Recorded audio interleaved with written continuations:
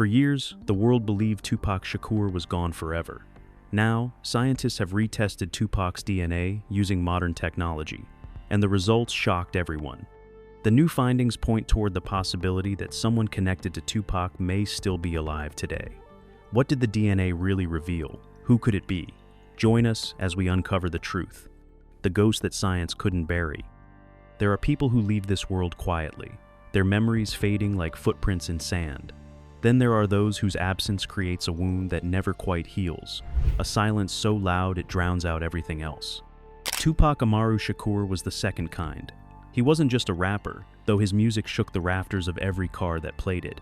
He wasn't just an artist, though his words painted pictures of streets bleeding with rage and hope in equal measure. Tupac was something harder to define and impossible to replace.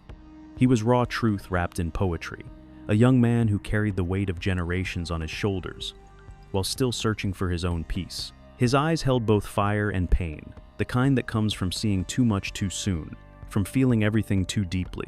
When he spoke, people listened, not because he was loud, but because he was real. He talked about his mother's struggles, about growing up hungry, about watching friends disappear into graves or prison cells. He rapped about revolution and roses, about thugs and tenderness. He could make you want to fight the system one minute and cry about your own broken heart the next. That was his gift. He saw the contradiction in everything, the beauty hiding inside the ugliness, and he refused to look away from either. Those who knew him said he was magnetic. When he walked into a room, the air changed. He could be gentle, almost shy, then explode into passion when talking about injustice. He laughed easily, but thought constantly. He was 25 years old and already carrying scars most people never accumulate in a lifetime. Yet, somehow, beneath the armor of tattoos and bravado, there remained something achingly vulnerable. He was still searching, still questioning, still becoming. That September night in Las Vegas started like so many others in his chaotic, brilliant life. Lights, noise, crowds pressing in from all sides. The desert air was warm, and the city hummed with its usual electric energy. He attended a boxing match, his spirits high, surrounded by people who orbited his gravitational pull. Everything felt alive, immediate, crackling with possibility. Then came the intersection, the red light, the car pulling alongside. What happened in those next seconds has been analyzed, debated, and dissected for decades. Witnesses scrambled to make sense of the chaos. Some heard 4 shots, others counted more. People screamed and scattered, like birds startled from a wire. The night that had been so full of life suddenly went hollow, replaced by sirens and confusion and the terrible knowledge that something irreversible had just occurred. Tupac was rushed through the glowing casino lights to a hospital where doctors fought to save him. For 6 days, the world held its breath. Fans gathered outside with candles and prayers. News cameras kept vigil. Hope flickered and dimmed and flickered again. Then, on a Friday afternoon, it went dark completely. The official story came quickly. Gunshot wounds, respiratory failure, cardiac arrest. The autopsy was performed, the records filed, the body cremated. The case, everyone was told, was closed. The details were documented in hospitals and police stations, stored in filing cabinets and evidence lockers. Physical samples were preserved, tucked away in temperature-controlled facilities where they waited in the dark, silent witnesses to a tragedy the world still couldn't accept. But closure never came, not really. Years passed, then decades, and still people couldn't let go. Tupac's music kept selling, his face kept appearing on murals, his words kept inspiring new generations who weren't even born when he passed away. His mother spoke at universities about his legacy. Scholars analyzed his lyrics like ancient texts. Activists quoted him at protests. He became more than a man. He became a symbol, a question mark, a wound that wouldn't heal. The official records sat undisturbed. Hospital reports with their clinical language, autopsy photographs locked away from public view, biological samples preserved according to protocol, maintained just in case they were ever needed again. Most people assumed they never would be. The case was settled, the conclusions drawn, the paperwork stamped and filed. What more could there be to say? But settled doesn't always mean certain, and sometimes the questions we stop asking are the ones that matter most. In laboratories far from the spotlight, a different kind of story was unfolding. Forensic science was evolving, transforming, becoming capable of things that would have seemed like magic just years earlier. DNA analysis that once took weeks now took hours. Tests that required large samples could now work with almost nothing. Old evidence, once considered exhausted, suddenly held new possibilities. Scientists and investigators began looking backward with new eyes. Cold cases that had grown ice cold started warming up again.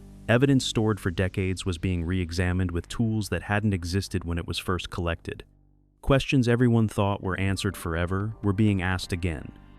This time with better methods, sharper precision, and technology that could see what human eyes had missed. Tupac's case entered these conversations quietly at first.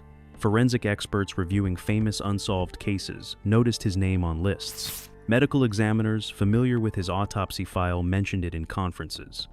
Someone, somewhere, asked the question that changed everything. What if we looked again? What if modern science could tell us something we missed? The biological samples still existed. They had been properly stored, carefully maintained, waiting in darkness for nearly 3 decades. Blood, tissue, material collected during those frantic hours in the hospital, and the careful procedures that followed. They had been tested once, documented once, filed away once. Now they would be brought back into the light. The decision wasn't made lightly. Reopening such a high-profile case meant scrutiny, speculation, and pressure from every direction. It meant admitting that perhaps the final word hadn't been spoken after all. It meant risking new pain for people who had spent decades trying to heal. But it also meant honoring the truth, whatever that truth might be. When the samples were retrieved from storage, the air in the laboratory felt heavy with significance. These weren't just biological specimens. They were the physical remains of a person who had changed culture, who had spoken for millions, whose absence still echoed through music and poetry and protest. They represented not just one man's death, but a generation's unanswered questions. The testing began with precision and care.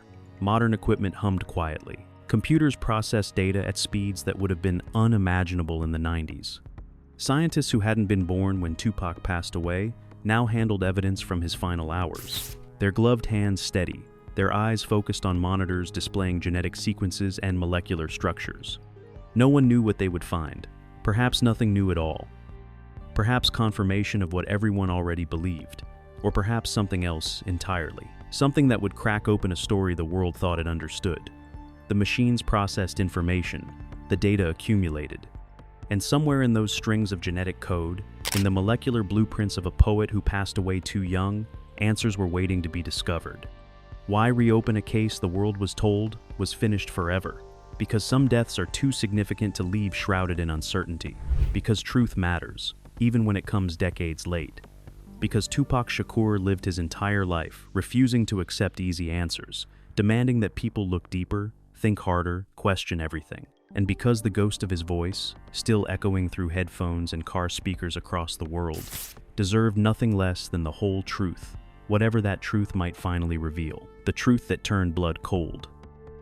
The first results appeared on the monitor late on a Tuesday afternoon. Dr. Chen leaned forward, her eyes scanning the data with the trained speed of someone who had read thousands of these profiles. Then she stopped. Her colleague, Dr. Marcus Webb, noticed her stillness. "Problem?" he asked, rolling his chair closer. She didn't answer immediately. Instead, she pulled up the archived records, the official DNA profile that had been documented decades earlier. She placed them side by side on the screen. For a long moment, neither scientist spoke. "That's not possible," Marcus finally whispered. The profiles didn't match, not completely. There were similarities, overlap in certain markers, but also inconsistencies that shouldn't exist. DNA doesn't change. It's the one constant in an uncertain world. The blueprint written at conception that remains until death and beyond. Yet here, staring back from the glowing monitor, was something that made no sense. "Equipment error," Sarah said firmly. "Has to be." They ran diagnostics on every machine. Calibrated, recalibrated, checked, and double-checked. The equipment was functioning perfectly. They extracted fresh samples from the preserved material, using different techniques, different protocols, eliminating every possible source of contamination or mistake. The process took 3 days. 3 days of mounting tension, of scientists working late into the night, of uncertainty growing like a shadow in a room built for certainty. The second test results came back on Friday morning. Sarah opened the file with hands that weren't quite steady. Marcus stood behind her, close enough that she could hear his breathing. The data loaded onto the screen, line by line, marker by marker. The genetic profile assembled itself before their eyes. It matched the first test exactly, and it still didn't align with the archived records. But that wasn't what made Sarah's blood run cold. It was the additional analysis, the comparison. The software ran automatically against biological databases, searching for familial connections, genetic relationships, matching patterns. The algorithm was designed to find living relatives, to trace bloodlines through the cold mathematics of inheritance. A match appeared, not historical, not archived, living. The profile indicated a biological match with someone alive right now, someone whose genetic material was recent, active, current. The probability calculations scrolled across the screen with brutal precision. 99.7% certainty. "Turn it off," Marcus said quietly. Sarah didn't move. She couldn't. She was staring at data that violated everything she understood about death, about evidence, about how the world worked. The samples they were testing came from a man who passed away in 1996. The medical records were clear. The death certificate was filed. The body had been cremated. These were irrefutable facts, documented and verified. Yet the DNA was telling a different story, a living story.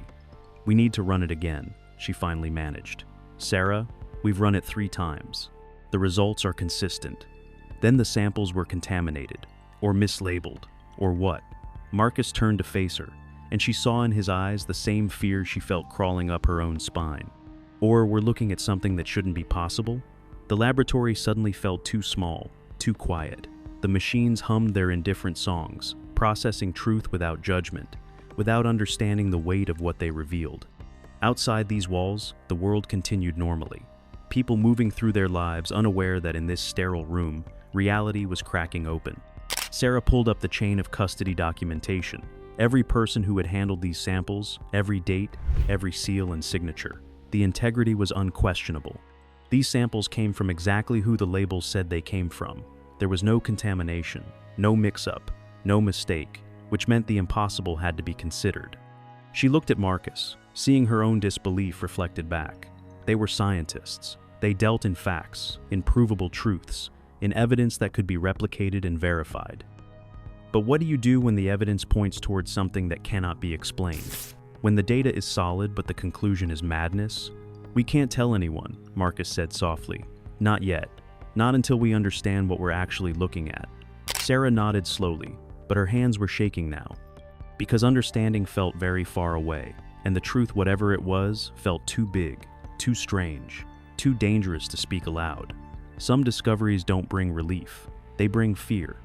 And in that silent laboratory, surrounded by machines that knew only how to tell the truth, 2 scientists sat with a secret that defied death itself. What truth is so powerful that even experts fear saying it aloud?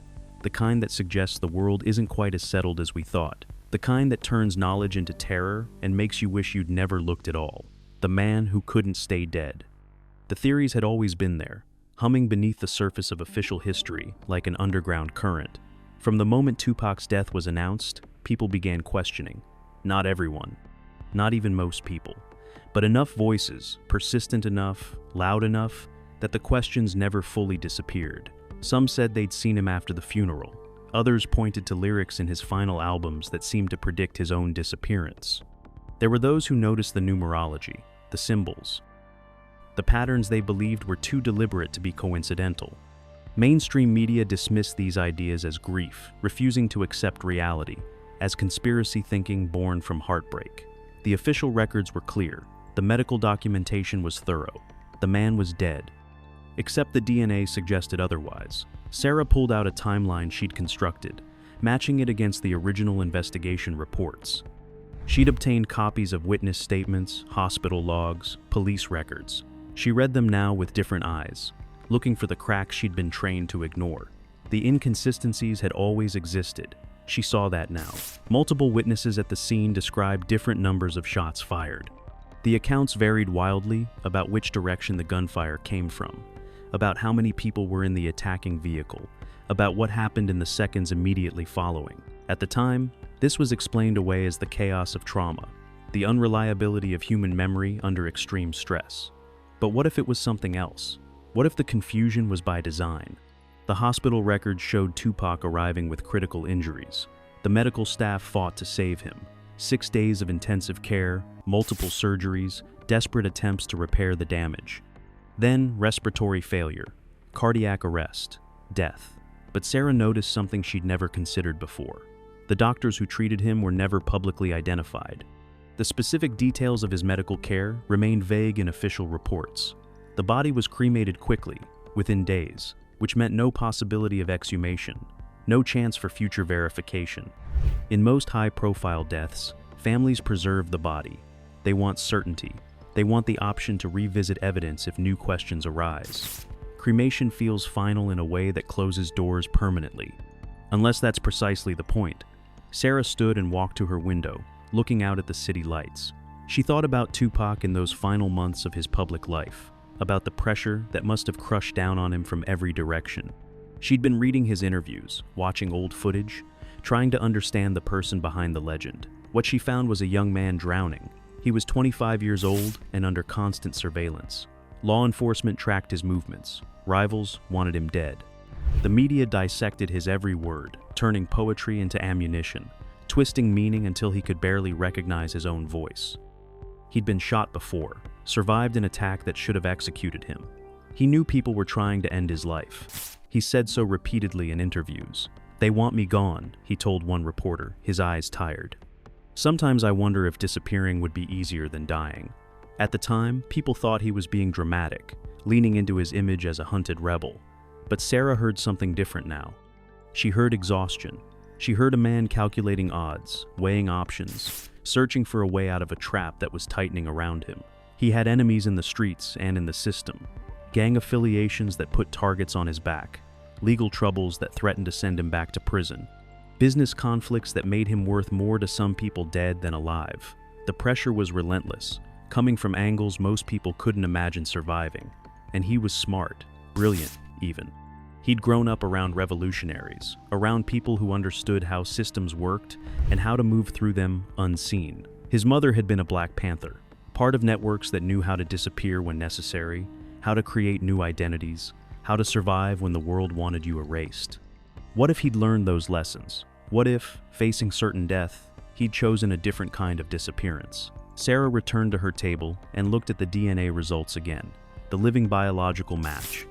The genetic signature that suggested someone with Tupac's DNA was alive right now, somewhere in the world, breathing and existing in defiance of documented death. The scientific part of her brain insisted there had to be another explanation. A twin no one knew about, a child conceived before his death.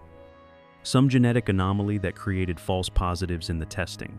She'd spent days researching these possibilities, running through every scenario that didn't require believing the impossible. None of them fit the data as cleanly as the simplest explanation, the one she didn't want to consider, that he'd never passed away at all. She imagined it playing out, the shooting real enough to be convincing.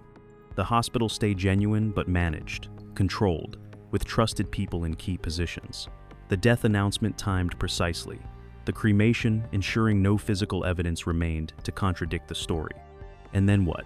A new life somewhere far from cameras and crowds, far from the violence and the watching eyes? It would require planning, resources, people willing to help orchestrate one of the most elaborate deceptions in modern history.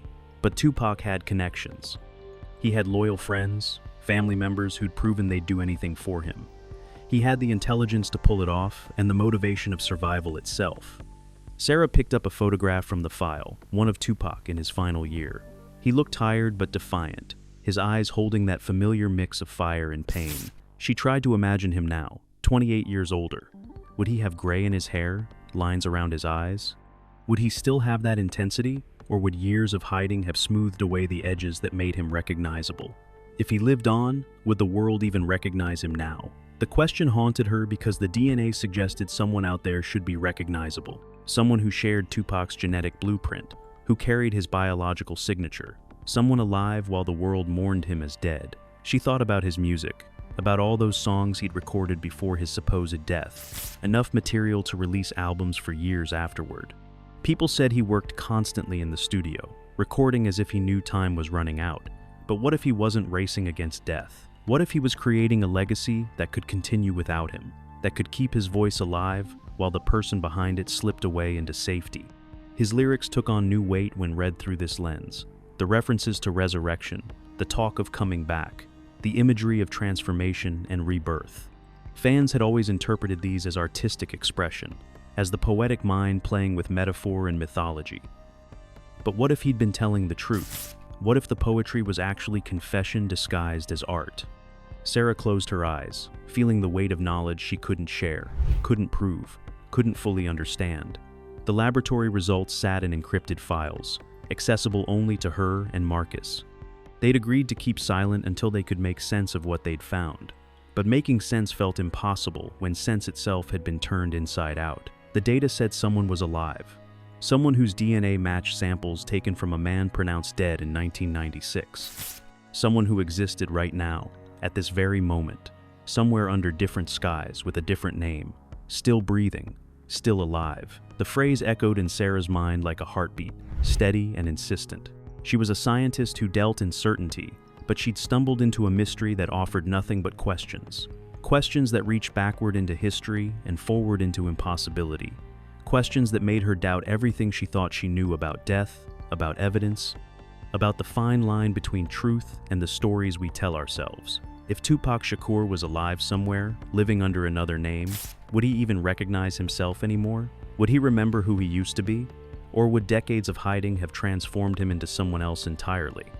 And if he was out there, breathing the same air as the millions who still mourned him, did he ever feel the weight of all that grief, all that love still directed at a ghost? Sarah didn't have answers. Only data that pointed toward the impossible and fear of what that might mean. The truth, whatever it was, felt too large to contain, too dangerous to speak aloud, the secret too dangerous to tell. The DNA results sat locked in a secure server, protected by passwords and encryption, accessible only to her and Marcus. They'd been sitting there for 3 weeks now, untouched, unshared, burning like a secret neither scientist knew how to carry. Every morning, Sarah came to work, thinking today would be the day she reported her findings. Every evening she went home in silence, the weight growing heavier. "We have to tell someone," Marcus said one afternoon, his voice barely above a whisper, even though they were alone in the lab. Sarah looked at him, seeing the exhaustion etched into his face. He was suffering too, crushed under knowledge that didn't fit anywhere in the world they understood. But when she opened her mouth to agree, different words came out. Tell them what, exactly? That a man documented as dead in 1996 might be alive? That every official record, every medical file, every piece of accepted history might be wrong? We have scientific proof. Do we? She pulled up the results on her screen, staring at the genetic markers that had haunted her for weeks. We have data that doesn't match archived samples. We have a biological signature that suggests a living match. But what does that actually prove? A twin no one knew about? A child? A contamination we can't identify? She was playing devil's advocate against her own findings, searching for any explanation that didn't tear reality apart, because the alternative was terrifying, not just scientifically, but humanly. If they announced these results, what would happen? The case would explode into chaos. Every conspiracy theorist would claim vindication. Every investigator would demand answers. The family would be thrown back into trauma they'd spent decades processing. And for what? For data that raised more questions than it answered? But there was something darker, something Sarah barely wanted to acknowledge, even to herself. If Tupac had somehow survived, if he'd orchestrated his own disappearance and lived in hiding for nearly 3 decades, revealing that truth could destroy him. Whoever he'd become, wherever he'd built a new life, it would all collapse the moment the world knew. He'd be hunted again, exposed, stripped of whatever piece he'd managed to find. Maybe some secrets are meant to stay buried, she said quietly. Marcus stared at her. You don't believe that. I don't know what I believe anymore. The truth was that Tupac's death had created something his life never could have. In dying young, in dying violently, in dying with so much left unsaid, he'd become immortal. His words took on prophetic weight. His image became iconic. His legacy grew bigger than any living person could sustain. Movements built themselves around his memory. Generations found hope and anger and identity in his music. What would happen if he came back? Would it shatter the myth or complete it? Would people celebrate resurrection or feel betrayed by deception? Would the man himself even recognize what he'd become in his absence? Sarah thought about all the people who'd found meaning in Tupac's story. The kids who saw themselves in his struggles, the activists who quoted him in speeches, the artists who built careers on his foundation. His death had hurt them, but it had also given them something permanent, something that couldn't be corrupted by aging or changing or making mistakes. Dead, Tupac could be perfect. Alive, he'd just be human again. Maybe that was the real reason the results stayed locked away. Not because the truth was unclear, but because clarity would destroy something more valuable than facts. Tupac had transcended his body. He'd become an idea, a symbol, a force that moved through culture like wind through trees. You couldn't see it, couldn't touch it, but you felt its presence everywhere. Did it matter whether the body that created that force was buried or breathing? Did biological existence change the impact of words that still moved millions? Sarah didn't know. She was a scientist, trained to believe that objective reality mattered above all else. But she was also human enough to understand that sometimes meaning matters more than truth. The DNA results would never be publicly declared. Sarah knew that now, felt it settle into her bones like cold certainty. She and Marcus would keep their silence, would carry this knowledge like stones in their pockets, heavy and hidden. Maybe someday, decades from now, someone else would run these tests and find the same impossible answers. Maybe not. Maybe the samples would degrade, the records would be lost, and this moment of impossible discovery would fade like a dream upon waking. She thought about Tupac somewhere in the world, if that's what the data truly meant. She imagined him older now, perhaps quieter, living under different skies with a different name. Did he know that people still searched for him?